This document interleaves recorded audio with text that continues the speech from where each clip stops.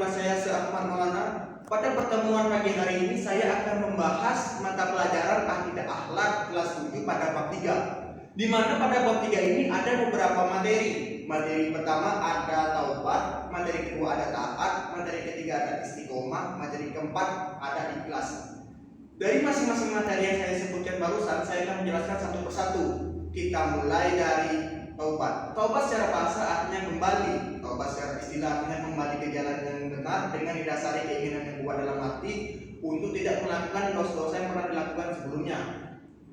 Pada dasarnya, setiap manusia tidak luput dari salah dan dosa.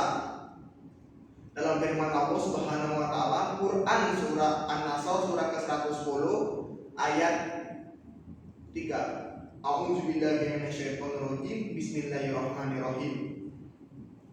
Fasabbih bihamdi rabbika wastaghfir innahu kana tawwaba. Yang artinya, maka bertasbihlah dengan memuji Tuhanmu dan mohonlah ampun kepadanya, sungguh Dia Maha penerima taubat. Di dalam taubat juga ada jenis dan syarat-syarat taubat. Jenis yang pertama yaitu taubat menyangkut dosa terhadap Allah. Ada 3 syarat menurut Imam Nawawi. Yang pertama, meninggalkan perilaku dosa itu sendiri. Yang kedua, menyesali perbuatan maksiat yang telah dilakukan.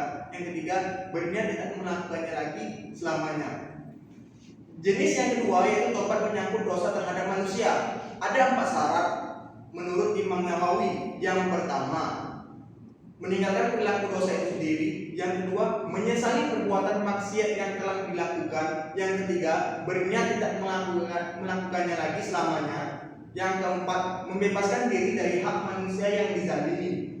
Dalam firman Allah Subhanahu wa taala, Quran surah Al-Baqarah surah kedua ayat 222. Innallaha yuhibbut tawwabina wa yuhibbul mutatahhirin. Yang artinya sesungguhnya Allah menyukai orang-orang yang bertaubat dan menyukai orang-orang yang mensucikan diri.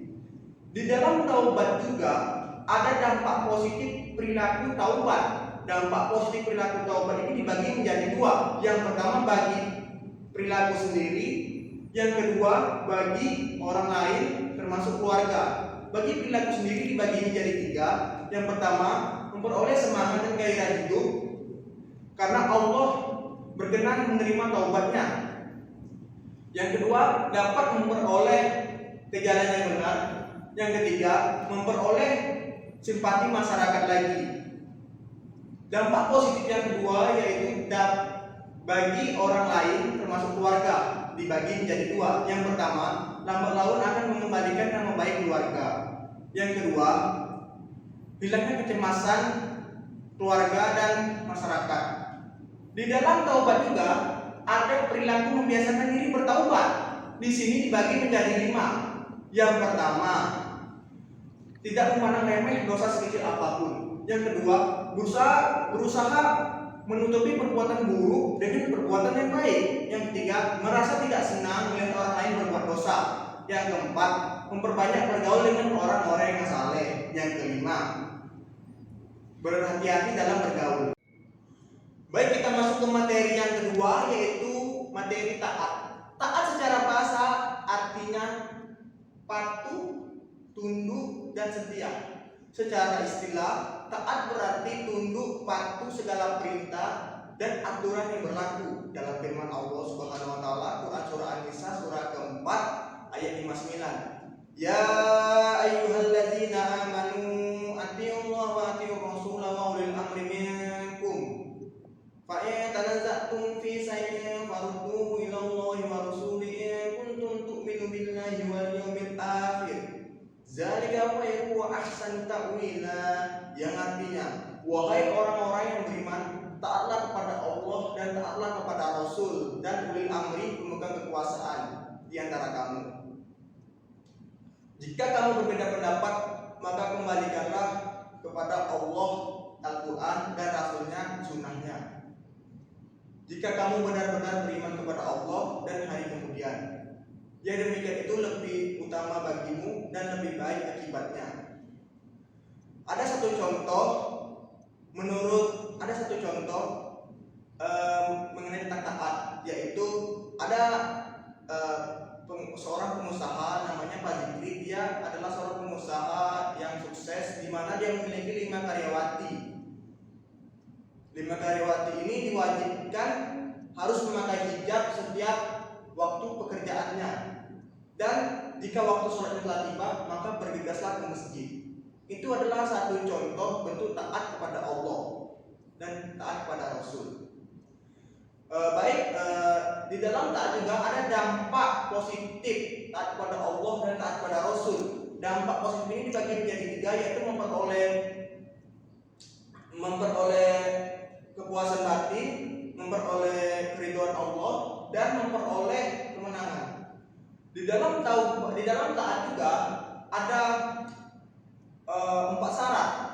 Perilaku membiasakan diri taat kepada Allah dan taat kepada Rasul. Yang pertama, jika waktu sholatnya telah tiba, maka bergegaslah ke masjid. Yang kedua, belajar disiplin dan mengerjakan tugas sekolah. Yang ketiga, selalu disiplin dan mengikuti peraturan sekolah. Dan yang keempat, selalu senantiasa menjaga diri dalam keadaan sendirian yang dilarang oleh agama. Baik, kita masuk ke materi yang ketiga, yaitu istiqomah. Istiqomah secara bahasa artinya lurus. Istiqomah secara istilah berarti suatu perbuatan yang sifatnya senantiasa mengikuti jalan yang lurus, yakni jalan yang diridhoi oleh Allah Subhanahu wa taala. Dalam firman Allah Subhanahu wa taala, Quran surat ke-11 ayat 112. Fastaqim kama umirta wa man tabaka wa la tadawwa innahu bima ta'maluna basir. Yang artinya, maka tetaplah engkau Muhammad di jalan yang benar sebagaimana yang telah diberitakan kepadamu dan orang-orang yang bertaubat bersamamu, dan janganlah kamu melampaui batas. Sungguh dia melihat terhadap apa yang kamu kerjakan. Di dalam istiqomah juga ada berbagai cara agar tetap istiqomah di jalan Allah Subhanahu wa taala. Yang pertama, ada meluruskan niat. Yang kedua, memahami makna syahadat. Yang ketiga, memperbanyak baca Al-Quran. Yang keempat, meningkatkan kualitas ibadah sedikit demi sedikit. Yang kelima, memperbanyak bergaul dengan orang yang saleh. Yang keenam, berdoa dan berzikir kepada Allah Subhanahu wa taala. Baiklah, kita masuk ke materi yang terakhir, yaitu ikhlas. Ikhlas secara bahasa berarti bersih dari kotoran. Ikhlas secara istilah berarti mengharap ridho Allah semata dalam beramal sebagai wujud ketaatan kepada Allah Subhanahu wa taala. Di dalam firman Allah Subhanahu wa taala, Quran surah Al-An'am surah ke-6 ayat 162.